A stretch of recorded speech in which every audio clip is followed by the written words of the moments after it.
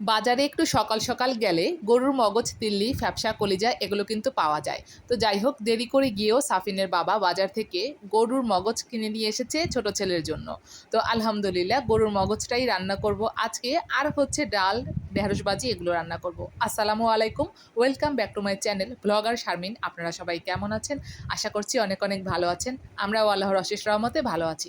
যে যেখান থেকে আমার ভিডিওটি দেখছেন সবাইকে জানাই অনেক অনেক শুভেচ্ছা। আর হচ্ছে এখন যারা ভিডিওটি দেখছেন তারা অবশ্যই লাইক দিয়ে ভিডিওটি কন্টিনিউ করা শুরু করবেন। আর ভালো লাগলে আমার ভিডিওটি অবশ্যই চ্যানেলটিকে সাবস্ক্রাইব করে দিয়ে আমার পাশে থাকবেন। আর আমি চাই আমার ভিডিওটা যেন অনেক অনেক অজস্র মানুষের কাছে কিন্তু পৌঁছে যাক, এটাই আমি চাই। আর আমি চাই এটাও যে সবাই একসাথে সাফল্যের সাথে এগিয়ে যাব। আর এই তো এখন আমি ধনে পাতাটা ধুয়ে নিচ্ছি, হয়ে গেছে ধনে পাতা ধোয়া। আর এখন আমি ডালে টমেটোটা দিয়ে দিলাম। তো যাই হোক, রান্নাবান্না করছি। আর এটা কিন্তু আমার অনেক আগের একটা ভিডিও, তো আপনাদের সাথে আমি আজকে শেয়ার করছি। তো ভাবলাম আজকে শেয়ার করে নিই, যেহেতু শেয়ার করা হয়নি।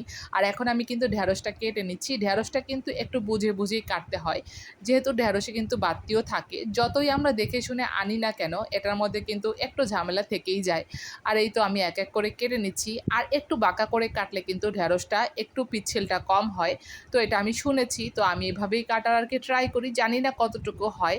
আর এই তো আমি পেঁয়াজ, কাঁচামরিচ এগুলো কাটাকাটি করে গুছিয়ে নিয়েছি। আর এখানে আমি ঢ্যাঁড়সটা কিন্তু ভালো করে কেটে নিয়েছি।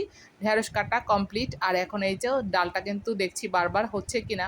আর এই তো এখন আমি ধনেপাতাটা দিয়ে দিলাম। ধনেপাতা বাসায় ছিল, ভাবলাম যে ঠিক আছে ডালে দেওয়া যাক। আর এই তো এখন আমি ঢ্যাঁড়স ভাজিটা করে নিচ্ছি। আমি ঢ্যাঁড়স ভাজিটা এভাবেই রান্না করি, একবারে বসিয়ে দেই। লবণ, পেঁয়াজ, তারপরে কাঁচামরিচটা একটু অর্ধেক করে চিড়ে দেই, তারপরে কিন্তু তেল দিয়ে দিলাম। তারপরে এইভাবে কিন্তু নাড়াচাড়া দিতে দিতে কিন্তু হয়ে যাবে। বেশি নাড়াচাড়া দিলেও আবার সমস্যা। তো যাই হোক, এভাবে আর কি ছড়িয়ে ছড়িয়ে দিচ্ছি। আমি এভাবেই রান্না করি।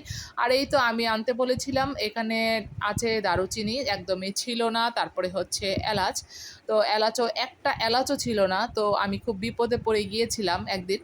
তো ২টা ছিল কোনো মতো আর কি মুরগিতে দিয়েছিলাম। আর এই তো এখন আমি এই যে এলাচটা আনিয়ে নিচ্ছি, তারপরে ভীম সাবান এগুলো আর কি। আর এই তো এখন কিন্তু ঢেঁড়স ভাজিটা রান্না করা কিন্তু হয়ে গেছে। আর এদিকে কিন্তু আমার ডালটাও কিন্তু আমি বাগার দিয়ে দিয়েছি। তো অনেক মজা হয়েছিল ওই দিন ডালটা।